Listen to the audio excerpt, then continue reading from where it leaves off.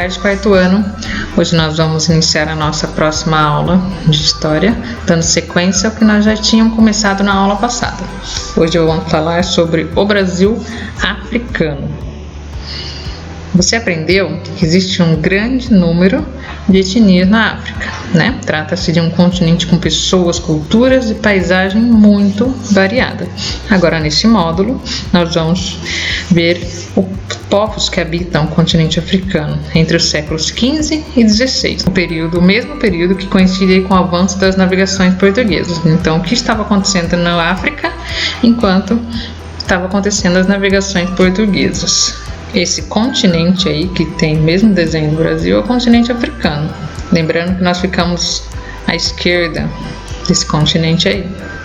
Você também aprenderá como a África e os africanos passaram a fazer parte da história do Brasil. Os bantus e os sudaneses. No século XV, dois povos que habitavam o continente africano fizeram contato com os portugueses, os bantus e os sudaneses.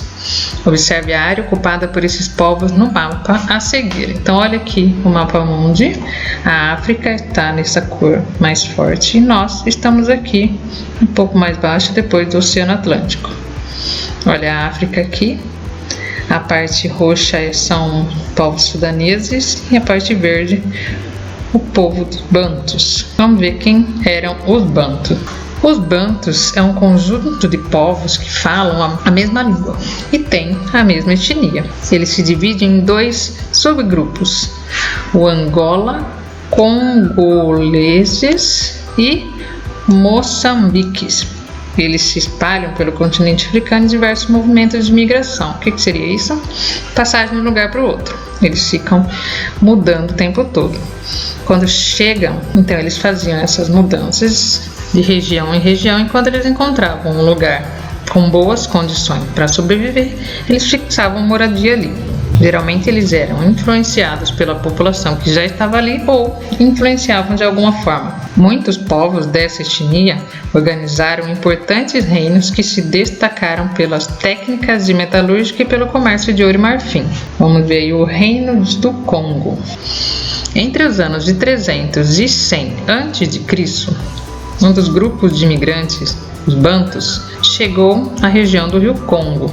Eles chegaram ali e, por ser um lugar muito bom, tinha muita água, muito peixe, muito animal, eles decidiram ficar por ali. Por volta do século X, depois de Cristo, os bantus já tinham transformado aquela terra no reino deles, no reino do Congo.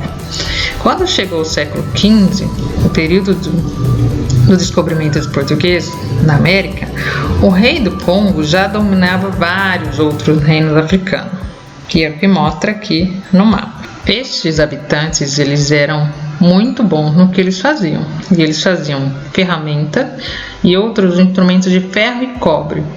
Então, tudo que eles faziam, tudo que eles fabricavam era muito eficiente, tanto para caça como para guerra. Apesar de também fazerem objetos para arte, que eram muito apreciados pelos povos. Aí tem uma imagem de uma estátua funerária feita de barro. Agora vamos ver sobre os sudaneses.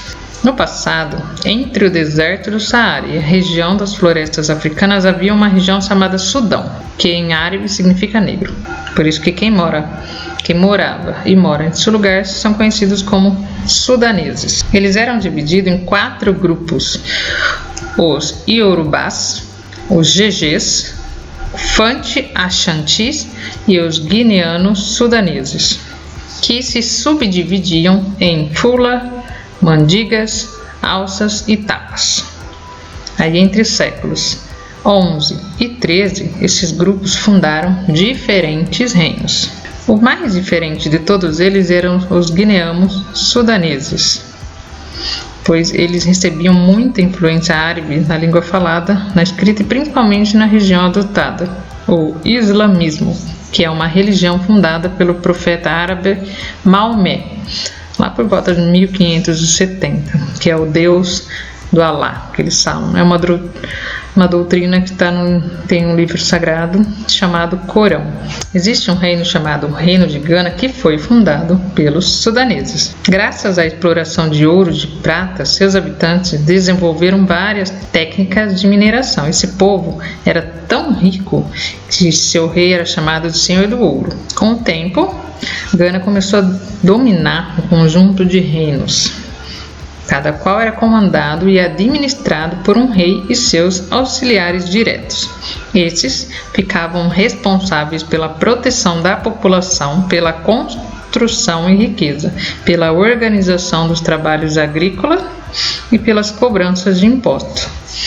A capital desse conjunto de reinos era um grande centro comercial. Então, no meio de tudo aquilo, era um centro comercial onde circulavam diversas pessoas, os comerciantes de diversos lugares da África. Ali, por sua vez, se negociava muita coisa. Muitos produtos como sal, cobre, tecido e também escravos. Vamos para a atividade 1. Com base no que você aprendeu sobre os povos bantus e sudaneses, assinale a alternativa correta. Então, você vai ler as alternativas A, B, C e D e vai marcar apenas o correto. Questão número 2. Associe as informações a cada um dos reinos. Então, você vai colocar, de acordo com as informações aí do lado direito, o que for do reino Congo, você vai colocar a letra A. O que for falado do reino de Gana, letra B. O comércio dos portugueses na África. Os portugueses estavam procurando uma rota marítima que levasse direto para as Índias. Foi no meio disso tudo que eles se instalaram lá no litoral do continente africano. E aí eles estabeleceram contato, eles fizeram amizade ali com o povo da região. Assim como no Brasil, os portugueses também ocuparam parte do litoral africano. E aí lá eles adquiriram alguns produtos dos comerciantes. Eles também tiveram o objetivo de desenvolver o comércio e explorar a África. Também criaram feitorias na costa e fundaram uma companhia comercial chamada Companhia de Lagos.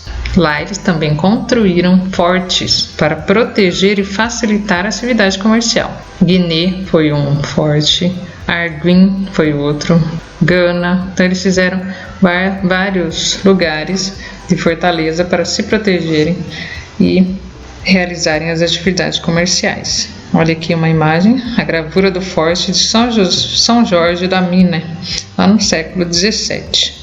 Eles também tentaram se aproximar dos reis africanos, fazer aquela amizade para eles terem uma relação de confiança e conseguir lucrar no comércio, principalmente do ouro, marfim e dos escravos. Mas em 1526 os portugueses começaram a ter umas dificuldades aí, principalmente para conseguir ouro na costa africana. Aí o que eles resolveram? Começaram a se interessar pelo tráfico de pessoas escravizadas. Já que o ouro não estava tendo facilidade, eles partiram para o tráfico de pessoas escravizadas. Os africanos já faziam isso há muito tempo, então eles só incluíram os portugueses nas negociações. Foi por causa disso que as regiões lá do Congo e da Angola também passaram a ser exploradas pela coroa de Portugal. E já que os portugueses precisavam de muitos trabalhadores, vender escravo para os colonos passou a ser uma opção muito mais lucrativa para os negociantes. Entre fazer algumas atividades lucrativas e vender escravos, eles optaram por vender escravos, que era um serviço mais lucrativo ainda. Essas expedições africanas, elas eram formadas por caravelas e chegavam a transportar mais de 250 índios quando eles retornavam para Portugal. Para se ter uma ideia, em 1530 eles já tinham transportado mais de 10 mil pessoas escravizadas para suas colônias em outros países europeus. Olha quanta gente foi escravizada para lucro alheio. Atividade 2. Sobre o comércio dos portugueses na África, responda as questões. Qual que era o interesse dos portugueses no continente africano? Os portugueses comercializavam escravos no continente africano. Como que isso era possível? Onde os portugueses vendiam os escravizados que compravam na África? Nossa aula vai ficando por aqui. Espero que vocês tenham gostado. Até a próxima!